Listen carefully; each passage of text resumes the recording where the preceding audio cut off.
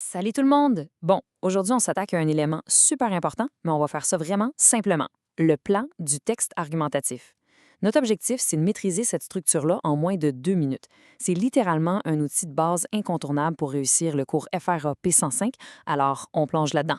On se pose d'ailleurs souvent la question, pourquoi on devrait s'embêter à faire un plan avant même de commencer à écrire? Eh bien, la réponse est vraiment simple. C'est tout bonnement le meilleur moyen d'éviter le fameux syndrome de la page blanche. On sait tous à quel point ça peut être frustrant de fixer un écran vide sans savoir par où commencer, pas vrai? En fait, il faut voir le plan comme le squelette du texte. Écrire sans faire de plan au préalable, c'est exactement comme essayer de bâtir une maison sans les plans de l'architecte ou encore d'espérer qu'un corps tienne debout sans ses os.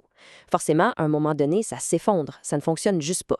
Mais la bonne nouvelle, c'est que ce fameux squelette-là repose sur seulement trois grandes parties super simples. 1. L'introduction. 2. Le développement. Et 3. La conclusion. C'est tout. En gardant cette structure-là bien en tête, on peut avancer une étape à la fois et surtout sans aucun stress.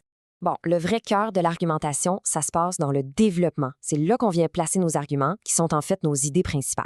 Ensuite, on vient appuyer tout ça avec les justifications.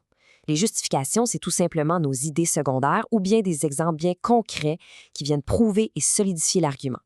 Attention par contre, il y a une règle d'or absolue quand on crée notre plan. Il faut écrire uniquement des mots-clés. On oublie complètement les grandes phrases longues et compliquées. En utilisant seulement des mots-clés simples et percutants, le travail devient tellement plus rapide, c'est hyper visuel et c'est infiniment moins stressant.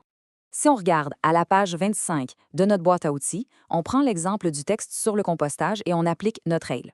Le résultat est super clair.